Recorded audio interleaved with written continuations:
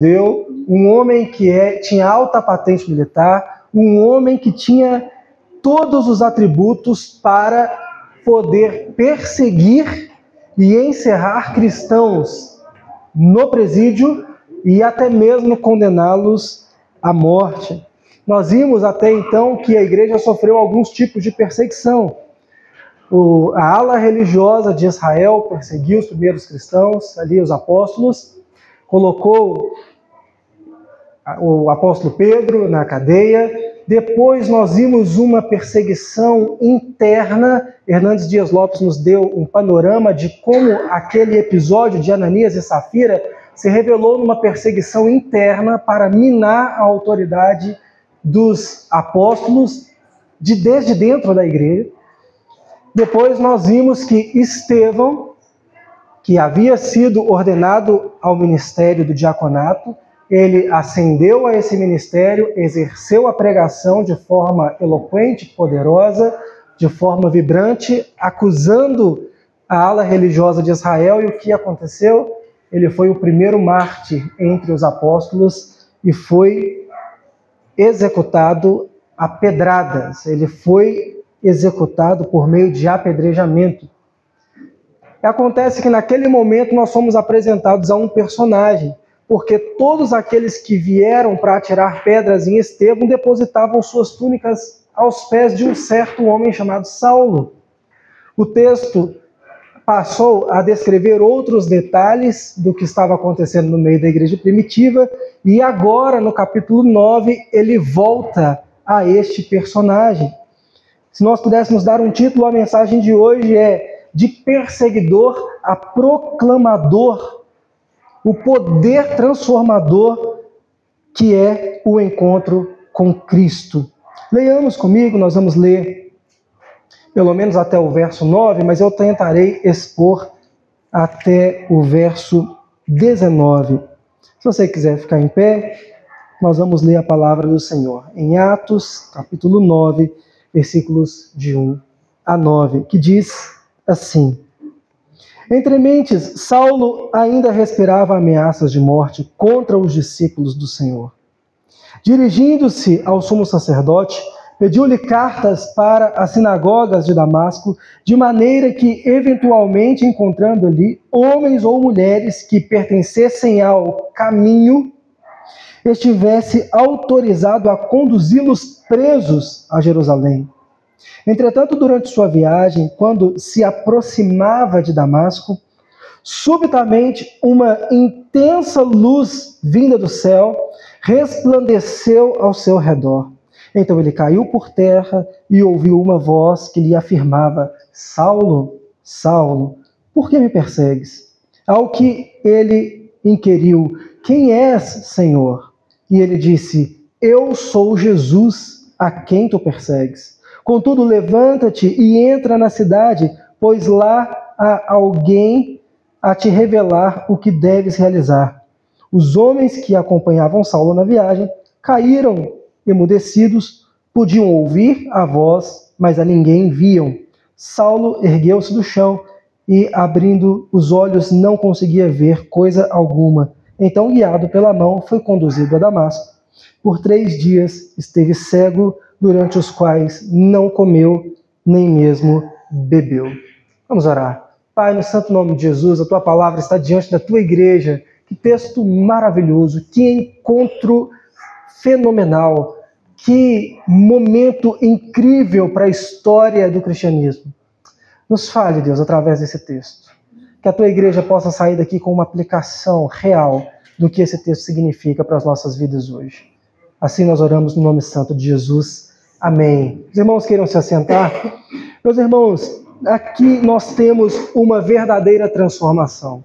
Aqui nós temos um verdadeiro encontro com Cristo. Você sabe, há poucos dias atrás do que esse relato nos apresenta, Cristo, o próprio Cristo, tinha ido ao madeiro, morreu e ressuscitou. Alguns dos seus discípulos ali, do círculo mais íntimo, né, os 12, puderam testemunhar da sua vida, da sua ressurreição, e cerca de outros, provavelmente 40 homens, também puderam vê-lo subindo ao céu. Mas nesse momento aqui, estes acontecimentos da paixão de Cristo já passaram-se alguns meses, já passaram algum tempo. E então, o Senhor Jesus aparece novamente. E então o Senhor Jesus promove um novo encontro de forma soberana. Ele promove um encontro com a pessoa mais improvável dessa terra.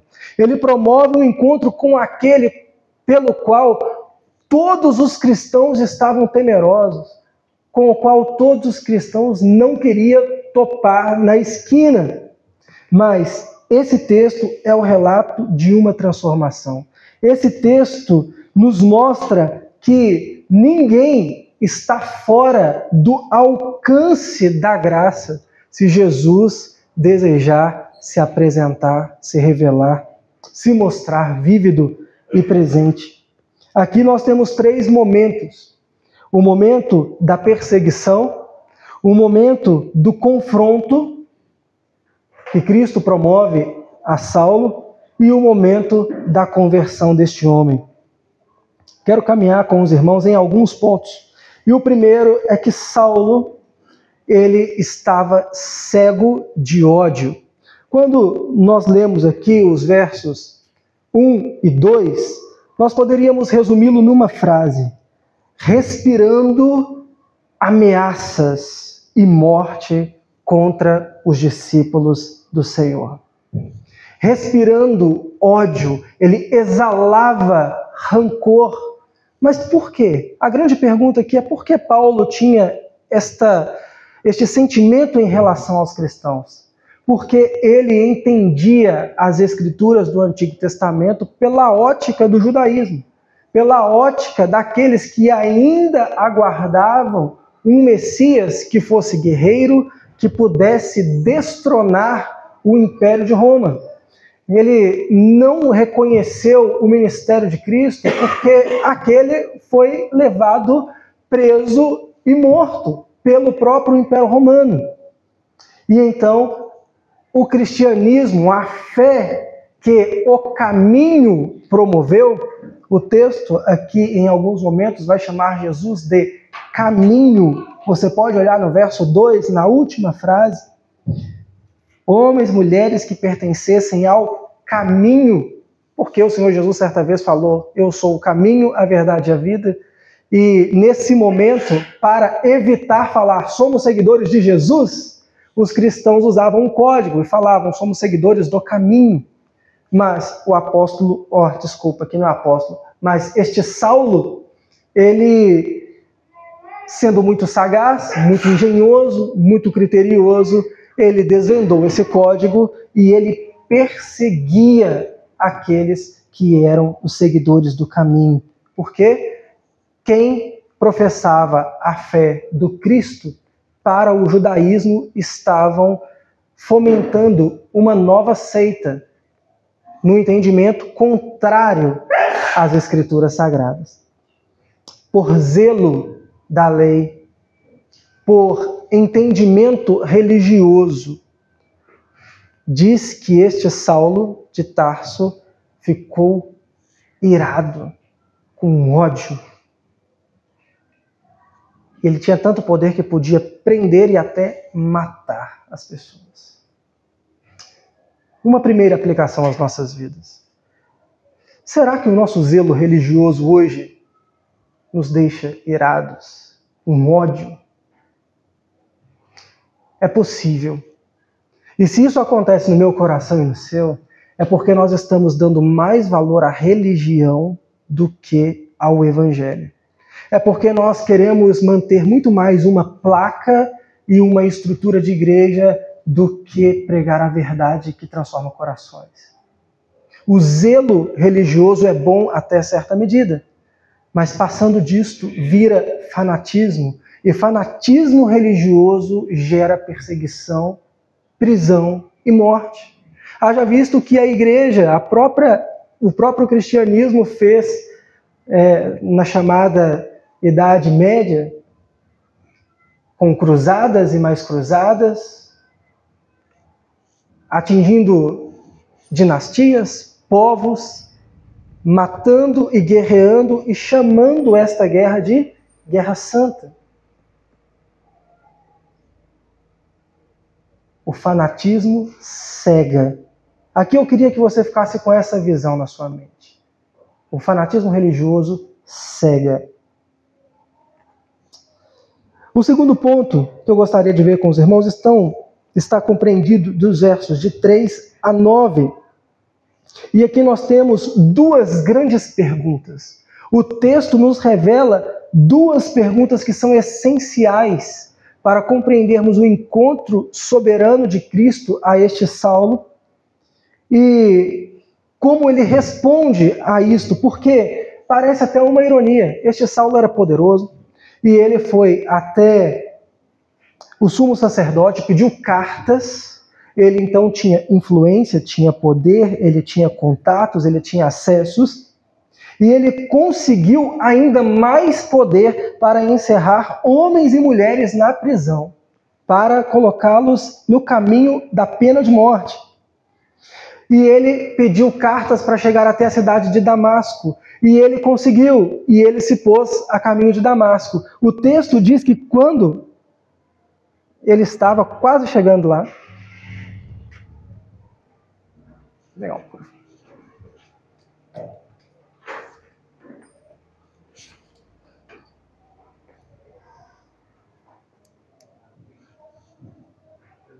Som. Falha técnica. Som. O texto diz que quando ele estava quase chegando lá, quando se aproximava de Damasco, isto é importante, quando se aproximava, ele estava quase atingindo seu objetivo. Ele estava quase alcançando o seu propósito. Ele estava quase culminando ali no seu intento. Ele estava quase culminando em seu intento. E então, subitamente, de repente, o Senhor Jesus aparece e uma luz brilha. Uma luz começa a resplandecer à frente de Saulo. Jesus disse: eu sou a luz do mundo. A luz do mundo se apresentou a este Saulo, ao perseguidor, aquele que tinha prazer em encerrar os crentes na prisão. A luz que deu origem a todas as coisas. A luz que nos criou, a luz do próprio Deus, agora está na frente desse sanguinário e perverso pecador. Olha que interessante o que o texto diz, que Saulo caiu. Quando nós vamos ensinar isso para as crianças, nós vemos nas músicas infantis, nos desenhos infantis, nós sempre falamos que Saulo caiu do cavalo, não é? Assim vai, Saulo e seu cavalo, né? O filme cristão lá que coloca essa cena, coloca um cavalo na cena. O texto não coloca cavalo na cena, apenas informa que ele caiu. O que cai aqui de forma simbólica é o orgulho desse perseguidor. O orgulho soberbo deste homem. Ele cai, e ele cai aos pés do Salvador. E uma voz então ressoa para Saulo. O chama pelo nome: Saulo, Saulo, por que me persegues? Deixa eu te perguntar uma coisa. Você já ouviu isso do Senhor? Você já ouviu isso do próprio Deus? Talvez num outro contexto. Você não estava perseguindo ninguém, mas no seu caminho de perversidade, você já teve um encontro com Deus que Ele realmente te fizesse cair ao chão? Eu conheço o meu passado de pecados e você conhece o seu passado. Houve um momento em que Cristo apareceu para você e te jogou ao chão, por meio da palavra, por meio de uma pregação, por meio de uma música, por meio de quaisquer recursos. Aqui, quando nós estamos diante desse texto, só existem dois tipos de pessoas. Aqueles que já caíram ao chão aos pés de Cristo e aqueles que ainda não caíram ao chão aos pés de Cristo.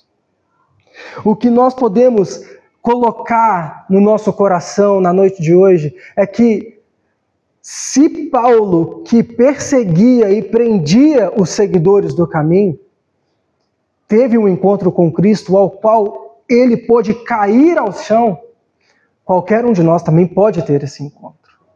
Não existe um passado tão perverso, um pecado tão grande que resista ao resplendor da luz do mundo. Ele pode transformar a minha e a sua existência.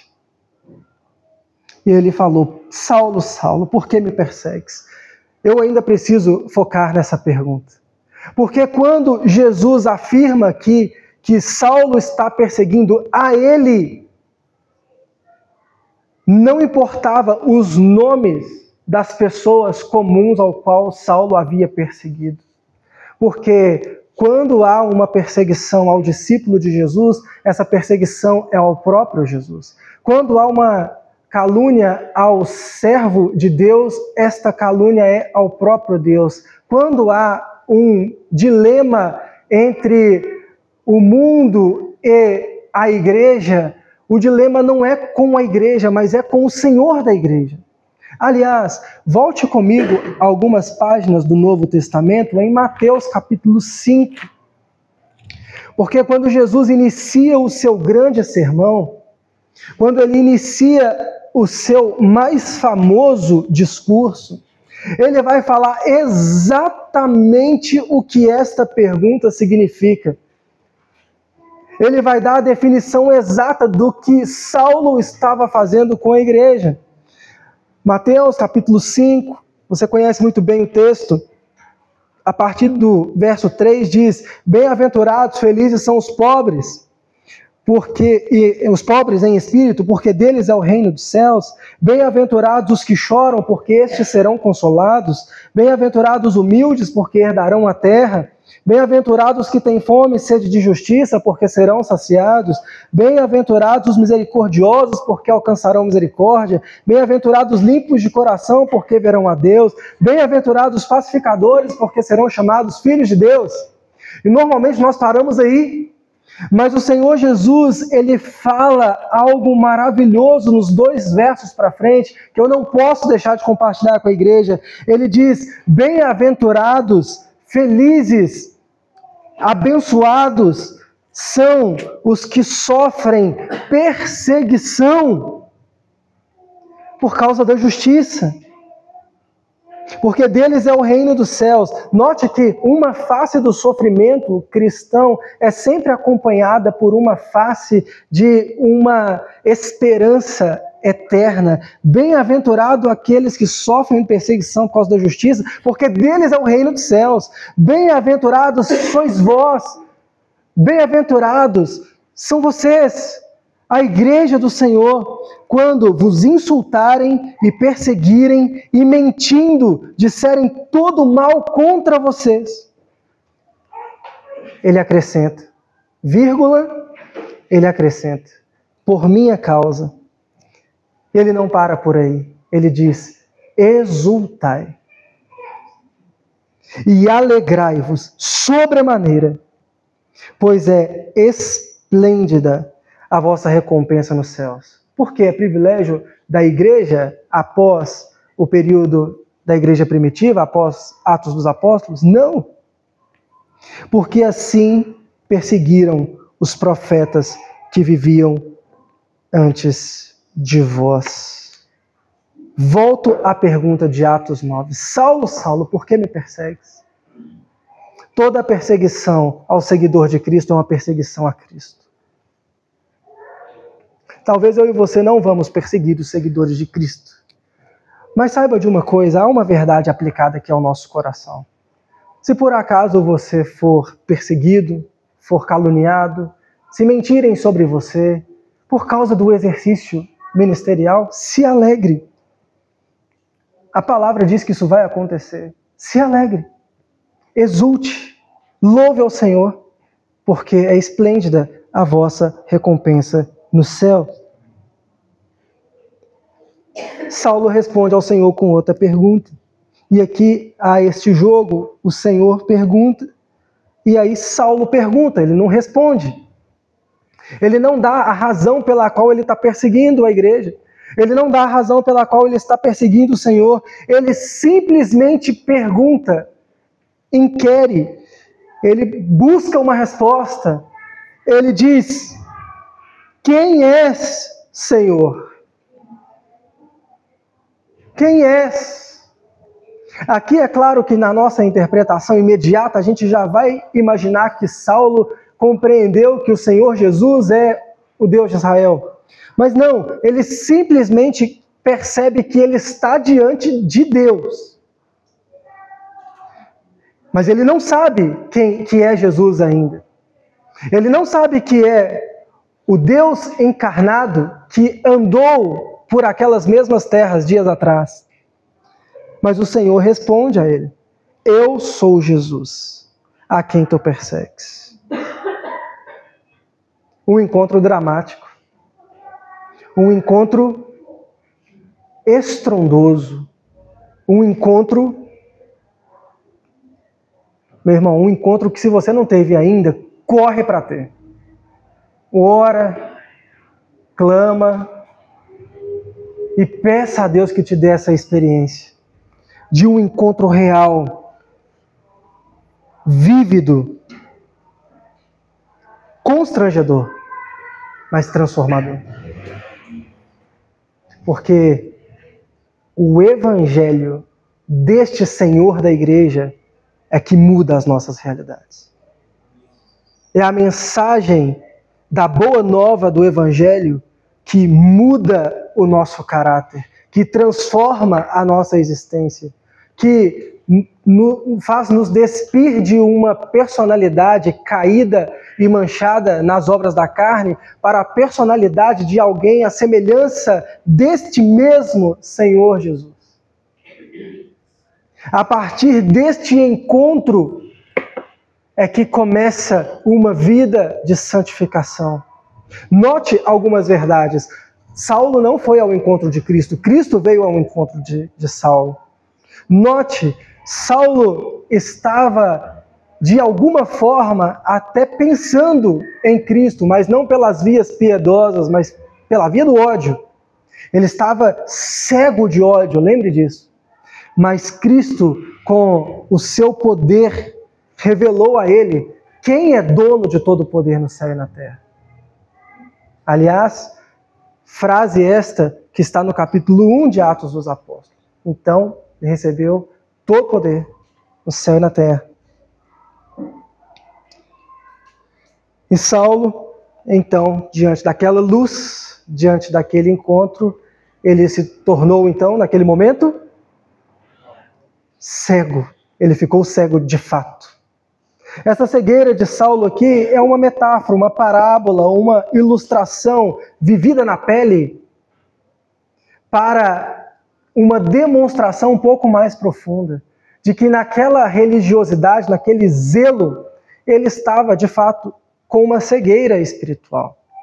Ele precisava então que este Senhor lhe desse oportunidades para que ele tivesse visão espiritual.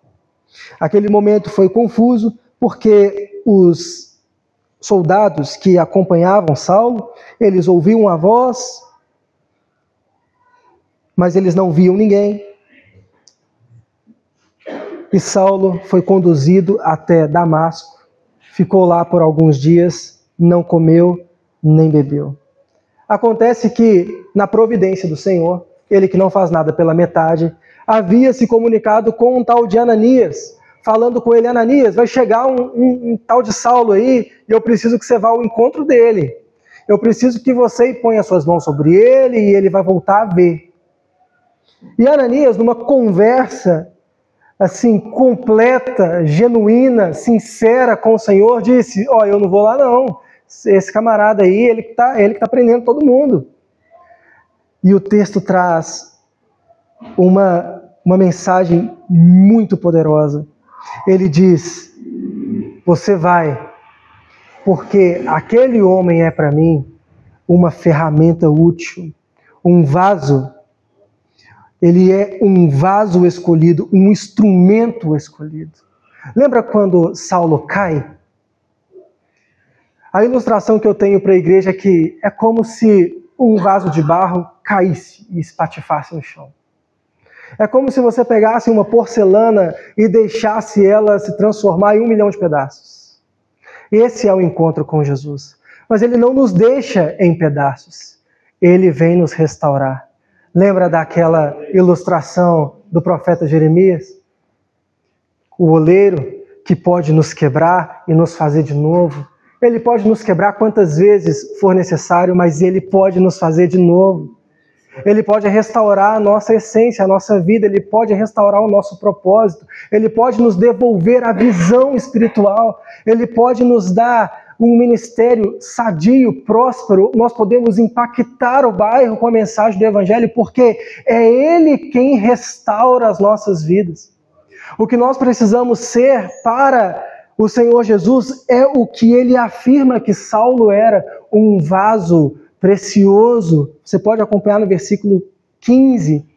Um instrumento escolhido, um vaso escolhido a fim, com o objetivo, com o propósito. Aqui sim ele vai adquirir a visão correta, a visão que o Senhor tem da sua igreja para com o mundo. Um vaso, um instrumento escolhido a fim de levar o meu nome diante dos gentios e seus reis perante o povo de Israel. Revelarei a ele tudo quanto lhe será necessário sofrer por causa do meu nome. Amém, igreja? Aleluia! Não importa como o Senhor nos quebrou naquele encontro de conversão. Importa o propósito que Ele vai nos dar a partir desse encontro. Não importa o quão pecadores nós sabemos que somos e tudo que fizemos no verão passado, mas quando Ele restaura por inteiro, não simplesmente para alcançarmos a salvação e ficarmos tranquilos o resto da vida, mas Ele nos chama para levantar as mangas e pôr a mão no arado. Ele nos convoca para uma missão específica: proclamar o seu nome, fazer o seu nome conhecido, fazer o seu evangelho difundido, alcançar pessoas de todos os povos, tribos, raças e nações. Porque nós não temos poder nenhum, mas o evangelho que nos alcançou é igualmente poderoso para alcançar a outros, a partir da minha e da sua vida. Ananias de fato vai ao encontro de Saulo, ele de fato ora, impõe as mãos e aquela cegueira cai dos olhos de Saulo como escamas. A ilustração já ficou fácil. Foi devolvida a visão àquele homem. Ele não é mais um perseguidor sanguinário. Agora ele é um crente genuinamente convertido. Ele não praticará mais os pecados de outrora. Agora o Senhor diz que ele aprenderá a sofrer por causa do nome. O nome com letra maiúscula, o nome de Jesus. Assim como eu e você. Se antes nós queríamos uma vida para desfrutar para nós mesmos, agora a desfrutaremos, mas também aprenderemos a sofrer as consequências da responsabilidade de carregar esse nome. Porque se abalarmos as portas do inferno, a retaliação virá. Mas quer saber de uma coisa? Maior é o que está em nós do que o que está no mundo. Nós não vamos temer, nós vamos avançar. Como diz a música, vou avançar, eu vou vencer, ninguém vai me deter, porque o alvo que nós temos não é para nós mesmos, não está em nós mesmos, mas é este nome, é este caminho, é este evangelho, é por este reino. Tudo é dele, por ele, para ele. Portanto, aqui há um ponto de inflexão. Se pudéssemos ilustrar com um gráfico e tivesse uma curva assim, ó, na igreja primitiva, uma curva senoidal, ela chegou no ponto crítico na conversão de Saulo e agora a história da igreja toma uma outra direção. Agora, esse perseguidor implacável, ele vai ganhar notoriedade no restante do texto de Atos dos Apóstolos. E nós vamos estar diante do maior pregador do evangelho de todos os tempos. Olha o poder do evangelho. Olha o poder deste nome que uma vez que de fato nos quebre e nos faz cair ao chão, pode fazer com que nossa vida, tudo em nossa vida, devolva honra e glória ao nome dele. Eu queria muito que você continuasse acompanhando essa exposição daqui até o final de Atos dos Apóstolos, porque este momento singular na vida de Saulo trará muitos frutos para a história do cristianismo. Eu quero dar uma última aplicação à igreja aqui. Pense com sinceridade. Desde o momento da sua conversão, quais são os frutos reais do seu ministério? Quais são os frutos reais da sua conversão? Quais são os benefícios para o reino que o Senhor tem colocado para a vida da igreja a partir da sua vida, a partir da sua ação, a partir daquilo que Ele fez? Ou será que você ainda está pensando, mas eu sou aquele pecador do passado? Meu irmão, uma vez que Cristo te alcançou, nova criatura você passou a ser. As coisas velhas já passaram, tudo se fez novo. Nós não podemos temer, nós precisamos avançar como igreja, nós precisamos avançar como os seguidores do caminho, e nós precisamos ter autoridade, intrepidez, coragem, responsabilidade com o reino e fazer com que a nossa voz ressoe e incomode quem quiser ficar incomodado. Mas com uma certeza, que mais para frente nós vamos ver o apóstolo Paulo falando, com a certeza de fazer de tudo para com todos, para que de todos os meios o nosso ministério, Cristo, por meio do nosso ministério, chegue a salvar alguns. Combatendo o bom combate, completando a carreira e guardando a fé. Amém? Curva a sua cabeça. Gostaria de orar mais uma vez com você. Pai, no santo nome de Jesus, nós te agradecemos porque a tua palavra é poderosa. Apesar de nós, a tua palavra que fala, nos incomode, Deus. Venha ao nosso encontro, nos jogue ao chão. Convertidos e não convertidos, nos jogue ao chão, quebre-nos e faça-nos de novo. Que sejamos para Ti como um vaso precioso a fim de proclamar a mensagem do Evangelho. Use nossas vidas conforme o Teu querer e conforme o efetuar da Tua boa vontade. E faça-nos ter um ministério cada vez mais sólido, cada vez mais relevante, cada vez mais cristocêntrico, cada vez mais aprofundado nas Escrituras, para que a nossa voz não seja originalmente nossa, mas que seja a Tua voz a falar através dessa igreja. Assim nós oramos, confiados no nome santo e poderoso de Jesus. Amém, e amém, e amém.